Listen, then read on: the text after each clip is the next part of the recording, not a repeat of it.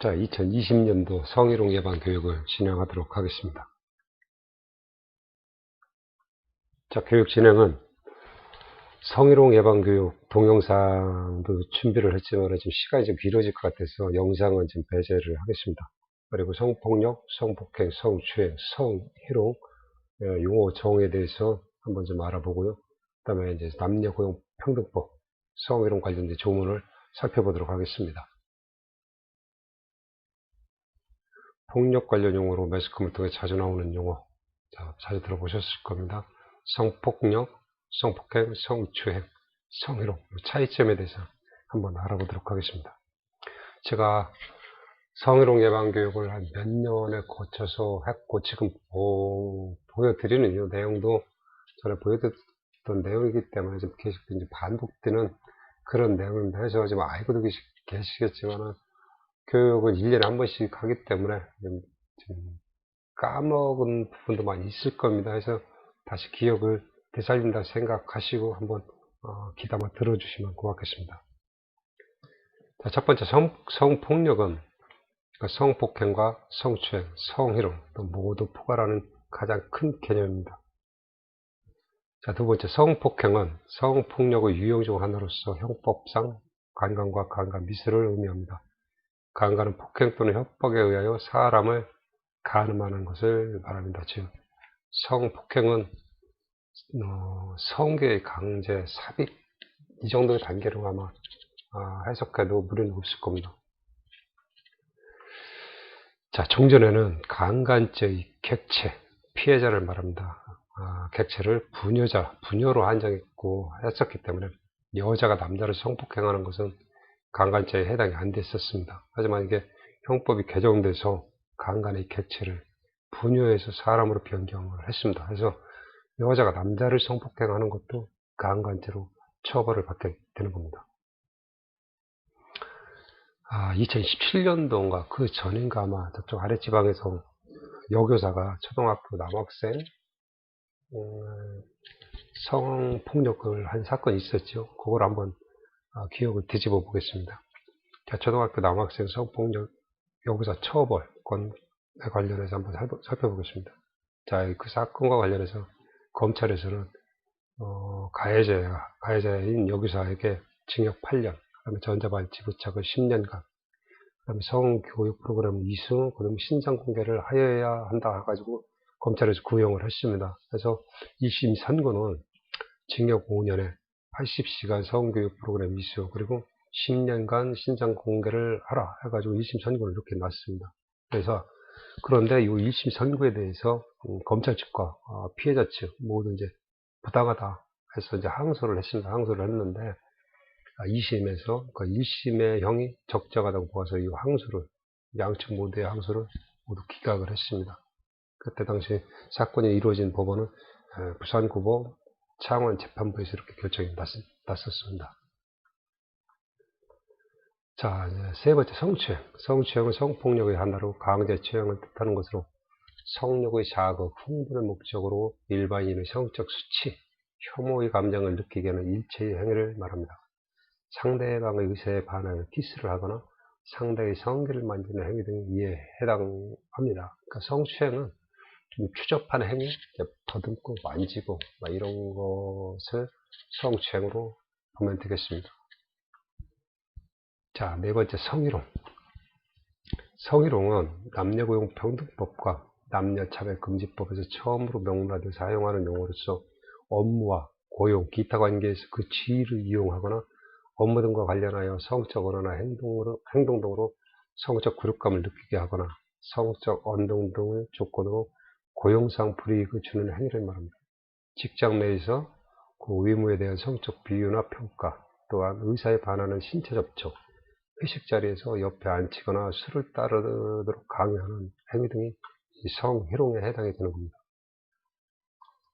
자, 성희롱은 형사처벌의 대상은 아닙니다. 하지만 피해자가 사업주에게 가해자에 대한 인사조치와 징계 등에 대해서 요구를 할 수가 있고 성희롱 가해자를 대상으로 민사상 손해배상을 청구할 수가 있습니다. 그리고 종전에는 그 강간죄나 강제추행죄 같은 경우는 친구죄로서 피해자의 직접적인 고소가 있어야 기소를 할 수가 있었습니다. 하지만 법이 개정이 돼서 비친구죄로 분류가 되어 이제는 고소가 없어도 기소를 할 수가 있습니다. 그리고 고소를 했다가 고소를 또 취하를 할 수 있는데 고소 취소는 단지 양형의 참작 사유가 될 뿐이지 처벌을 위헌할 수 있는 것은 아닙니다. 그러니까 고소 취하를 했으니까 이 사람이 뭐 10년, 뭐 15년 살아야 될거 취소로 피해자가 뭐 취하를 했기 때문에 조금 봐줄 수 있다. 그래서 양형의 참작 사유는 될 수가 있지만 처벌을 면할 수 있는 것은 아니다라는 그런 얘기입니다. 그래서 2013년 6월 16일에 친구죄가 폐지가 된 내용입니다. 자, 그럼 남녀고용 평등과 일, 남녀고용 평등과 일, 가정 양립 지원에 관한 법률, 약칭으로 남녀고용 평등법입니다. 이 법에서 성희롱과 관련된 내용, 법정을 좀 알아보도록 하겠습니다. 자, 12조 직장 내 성희롱의 금지.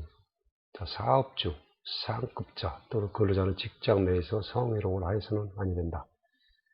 자, 특히나 여기서 강조하는 부분이 사업주가 성희롱을 한 경우에는 1,000만 원 이하의 과태료가 부과가 됩니다. 자, 13조 직장 내 성희롱 예방교육. 사업주는 직장 내 성희롱을 예방하고 근로자가 안전한 근로 환경에서 일할 수 있는 여건을 조성하기 위하여 직장 내 성희롱 예방을 위한 교육을 실시하여야 한다. 그래서 성희롱 예방 교육을 하지 않으면은 요 300만 원 이하의 과태료가 부과가 됩니다. 그래서 제가 지금 이렇게 여러분들한테 이 교육을 하는 이유가 요 13조에 따라 과태료를 맞지 않기 위해서 한다고 보시면 아마 될 겁니다. 그래서 의무적으로 지금 올해도 하고 과거에도 했지만 올해도 하고 또 내년대 후년에도 계속 이어서 성희롱 예방 교육을 진행을 할 겁니다. 왜? 요 13조 때문에. 13조 2항 사업주 및 근로자의 일항에 따른 성희롱 예방 교육을 받아야 한다. 자, 근로자뿐만이 아닙니다. 사업주 및 근로자는 성희롱 예방 교육을 받아야 한다. 이게 따지고 보면은 회사에서 먹이사슬 관계라고 해야 되나요? 이런 계층을 봤을 때 대표자 사업주가 제일 위에 있지 않습니까? 제일 힘이 막강한 사람이고 또 사장의 말을 들어야 하기 때문에 누구보다도 성희롱을 할 수 있는 위치에 있는 사람이 상위 클래스, 탑 클래스로 온다. 그래서 아마 사업주도 성희롱 교육을 받아야 한다라는 것 같습니다. 3항 1항 및 2항에 따른 성희롱 예방 교육의 내용과 방법, 휘스 등에 관하여 필요한 사항은 대통령령으로 정한다. 이렇게 되어 있습니다. 그래서 대통령령 이거 시행령 한번 살펴보도록 하겠습니다. 제3조 직장 내 성희롱 예방 교육. 사업주는 법 13조에 따라 직장 내 성희롱 예방을 위한 교육을 1년에 1회 이상 해야 한다. 그러니까 매년 성희롱 예방 교육을 해야 한다 이 얘기입니다. 1항에 따른 예방 교육에는 다음 각호의 내용이 포함되어야 한다. 첫 번째, 직장 내 성희롱에 관한 법령. 두 번째, 해당 사업장의 직장 내 성희롱 발생 시의 처리 절차와 조치 기준. 세 번째, 해당 사업장의 직장 내 성희롱 피해 근로자의 고충 상담 및 구제 절차. 네 번째, 그 밖에 직장 내 성희롱 예방에 필요한 사항. 이러한 것들에 대해서 이런 내용들이 포함된 교육을 해야 한다 이 얘기입니다. 3항 1항에 따른 예방 교육은 사업의 규모나 특성 등을 고려하여 직원 연수, 조회, 회의, 인터넷 등 정보 통신망을 이용한 사이버 교육 등을 통하여 실시할 수 있다. 다만 단순하게 교육 자료 등을 배포하거나 게시하거나 전자 우편을 보내거나 게시판을 공지하는 데 그치는 등 근로자에게 교육 내용이 제대로 전달되었는지 확인하기 곤란한 경우에는 성희롱 예방 교육을 한 것으로 보지 아니한다. 자, 이제 2항 및 3항에도 불구하고 다음 각호의 어느 하나에 해당하는 사업주는 제2항 1호부터 제4호까지 내용을 근로자가 알 수 있도록 교육 자료 또는 홍보물을 게시하거나 배포하는 방법으로 직장 내 성희롱 예방 교육을 할 수 있다. 성희롱 예방 교육으로 가름할 수 있다. 원칙적으로는 아까 앞에서 봤던 4가지가 포함된 교육을 하여야 합니다만은 자, 지금 아래에 이제 두 가지 예가 나오는데, 거기에 해당될 경우는 정식 교육이 아닌 그냥 교육 자료라든가 홍보물을 배포하거나 게시하는 방법으로 성희롱 예방 교육을 가름할 수 있다 이 얘기입니다. 자, 첫 번째, 상시 근로자가 10명 미만의 근로자를 고용하는 사업에서는 간략하게 성희롱 예방 교육을 할 수 있다 이 얘기입니다. 자, 두 번째, 사업주 및 근로자 모두가 남성 또는 여성 중 어느 한 성으로 구성된 사업의 경우, 그런 경우는 그냥 교육 자료 또는 홍보물을 배포하거나 게시하는 방법으로 성희롱 예방 교육을 가름할 수 있다. 저희가 미국 산업 전이죠. 구동현 그리고 미국 산업이 설립되고 나서 초창기 몇 년간은 전부 한 성으로만 구성이 되어 있었습니다. 전부 남자로만 되어 있었기 때문에 굳이 성희롱 예방 교육을 정기적으로 안 하고 그냥 그 교육 자료라든가 홍보물을 우리 현장 게시판에 게시만 했어도 성희롱 예방 교육을 한 것으로 가름되었었는데, 여러분도 아시겠지만 이제 미국 산업이 몇 년 전부터 이제 비록 이제 관리직이지만은 여직원이 한 명이 채용되지 않습니까? 그래서 저희 이제 미국 산업 같은 빼도 박도 못하고 매년 그렇게 제대로 된 성희롱 예방 교육을 하여야 하는 겁니다. 이게 만약 계속 전부 남자, 전부 여자였다면은 이렇게 간략하게 할 수도 있었던 얘기죠. 5항 사업주가 소속 근로자에게 근로자 직업 능력 개발법 24조에 따라 인정받은 훈련 과정 중 2항 각 호의 등 포함되어 있는 훈련 과정을 수료하게 한 경우에는 그 훈련 과정을 마친 근로자에게는 1항에 따른 성희롱 예방 교육을 할 것으로 본다 해가지고, 2항 각 호의 내용이 뭐냐면은 우리가 성희롱 예방 교육을 할 때 네 가지, 앞에서 알아봤지만 그 네 가지를 포함한 교육을 하여야 한다고 했지 않습니까? 그 네 가지 이 내용이 포함된 훈련 과정을 수료하게 한 경우에는 교육을 한 것을 본다 이 얘기입니다. 자, 13조 2 성희롱 예방 교육의 위탁. 1항 사업주는 성희롱 예방 교육을 고용노동부 장관이 지정하는 기관에 위탁해서 실시할 수가 있다. 성희롱 예방 교육 기관은 고용노동부령으로 정하는 기관 중에서 지정을 하되 고용노동부령으로 정하는 강사를 한 명이상 두어야 한다. 성희롱 예방 교육 기관은 고용노동부령으로 정하는 바에 따라 교육을 실시하고 교육 이수증이나 이수자 명단의 교육 실시 관련자를 보관하며 사업자나 피교육자에게 그 자료를 내어줘야 한다. 자, 2항을 한번 볼까요? 다시. 성희롱 예방 교육 기관은 고용노동부령으로 정하는 기관 중에 지정하되 고용노동부로 정하는 강사를 한 명 이상 둬야 한다 해가지고, 전에 성희롱 예방 교육을 할 때 위부 초빙 강사를 불러서 저희 사업장에서 한 적이 있습니다. 했는데 그때 당시 이 사람들이 100%를 시간을 할애해서 성희롱 예방 교육을 한 것이 아니고 중간에 자기는 교육을 마치고 같이 왔던 사람 있죠.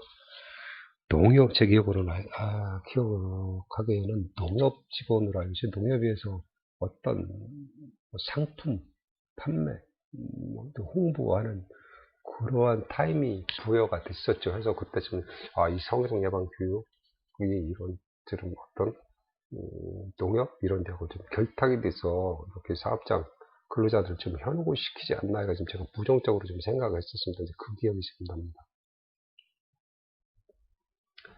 고용노동부 장관은 성희롱 예방 교육기관이 다음 각 고의 어느 하나에 대하면 그 지정을 취소할 수 있다. 첫 번째, 거짓이나 그 밖에 부정한 방법으로 지정을 받은 경우. 두 번째, 정당한 사유 없이 2항에 따른 강사를 6개월 이상 계속하여 두지 아니한 경우. 자, 5항 고용노동부 장관은 사항에 따라 성희롱 예방 교육기관의 지정을 취소하려면 청문을 하여야 한다. 자, 직장 내 성희롱 발생 시 조치 어떻게 해야 되느냐. 자, 1항 사업주는 직장 내 성희롱 발생이 확인된 경우 지체 없이 행자에 대하여 징계나 그 밖에 이에 준하는 조치를 하여야 한다. 안 했을 경우 500만원의 과태료에 처벌이 된다. 2항 사업주는 직장 내 성희롱과 관련하여 피해를 입은 근로자 또는 성희롱 피해 발생을 주장하는 근로자에게 해거나 그 밖의 불리한 조치를 하여서는 아니 된다. 자, 이거는 과태료가 아닙니다. 3년 이하의 징역 또는 2천만원 이하의 벌금. 처벌 수위가 상당히 높습니다.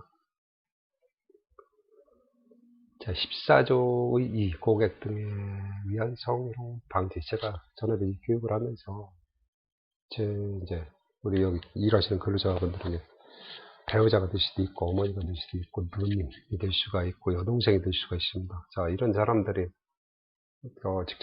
직장에서 고객들한테 이런 성희롱을 당했다. 그럼 어떻게 해야 되느냐? 그냥 당하고만 가만히 있어야 되느냐? 자, 고객과 관련된 내용입니다.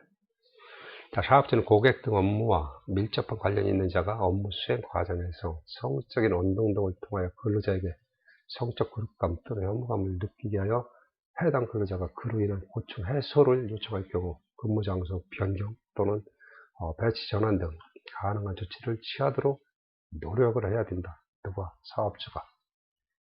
자, 이항 사업주는 근로자가 일항에 따른 피해를 주장하거나 고객 등으로부터 성적 요구 등에 불응한 것을 이유로 해고나 그 밖의 불이익을 가한 조치를 하여서는 아니 된다. 자, 고객들한테 성희롱을 당한 것도 좀 불쾌해 죽겠는데 나 저 사람한테 이렇게 성희롱을 당했습니다.